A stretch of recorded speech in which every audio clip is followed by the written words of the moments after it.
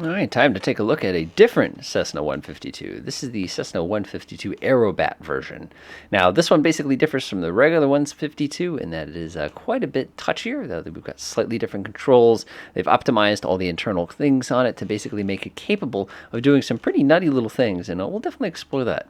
Taking a look around the inside, again, it's everything you could expect that a 152 would be. Very, very small. You've got absolute minimum things as far as instrumentation goes. Appreciate you've got this nice little thing as far as accelerometer and everything along those lines. Without further ado, though, let's go ahead and get rolling. Now, we're doing a grass field takeoff here, so I'm going to go ahead and give ourselves one notch of flaps.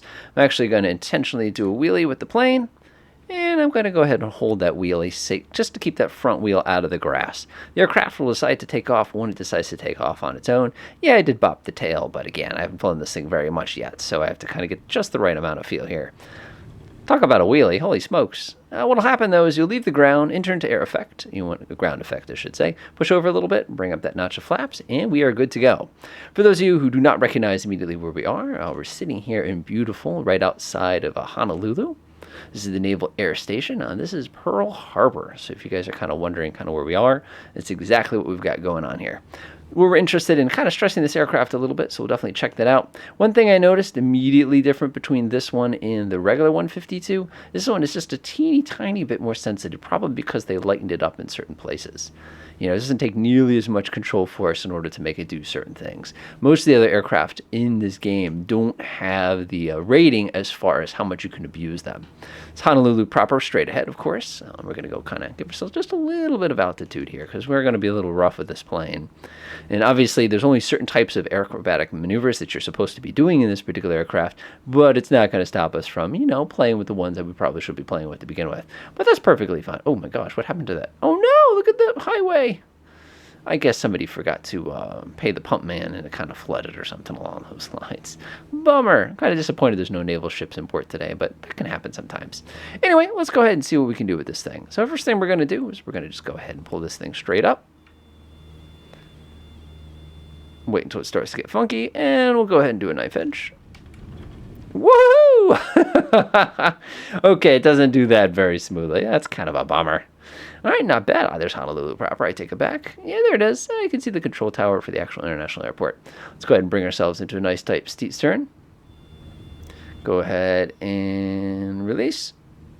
Okay, that's nice. That's nice. That's nice. Snap it around just a little bit. I just want to see what it can do. Again, I'm hitting the controls as hard as they can. Needs a lot more rudder action if you're going to do something like that. Okay, I don't think we're actually rated to go upside down with this particular aircraft, but that did a pretty decent job. Go ahead and give it a little tug. I feel like I'm playing as an 8th grader again. Oh, there goes the sun. Woohoo! I like that little buffeting it gave me at the very end there. That was a pretty good touch. Did you just see the SPX? I just thought I saw it in the water. Yep, there it is. Aw, look at that. That's a neat little detail, actually. I think that's pretty cool. All right, so let's go ahead and now see what else we can do here. Chandelles are pretty good. We'll try the good old-fashioned split S. Go ahead and flip ourselves over. A good amount of rudder. Build up just a teeny tiny bit of speed here. Go give it a good tug. We're going to go right past the red line.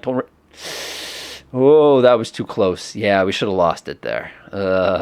I do have difficulty turned on, but apparently that wasn't enough to overstress the plane. Yikes. Okay, this thing likes to accelerate. It's a shame we don't have retracting landing gear because then we can get even more aerodynamic. All right, let's do a little bit of hot dog in here. Nose down. Give myself a little bit of power here. All right, time to terrorize the folks living in Honolulu. And we are way past our safe speed here. We're way past the maneuvering speed also. This is 104 is my maneuvering speed. Any sudden movements, by the way, past your maneuvering speed is a straight, quick way to damage your aircraft. So you want to be very cautious with that. All right, this looks pretty good, actually. All right, just kind of surfing along here. Still can't believe how fast this airplane is. Looking pretty good. Looking pretty good.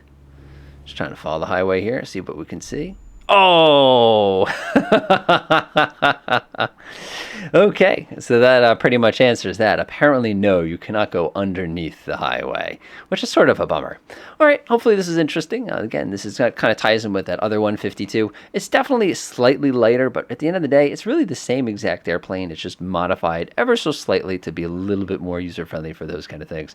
Right back to where we started, so things couldn't have been too bad. Of course, there's this nice airplane accident downtown that we're going to have to answer for, but hey, it happens sometimes. Enjoy.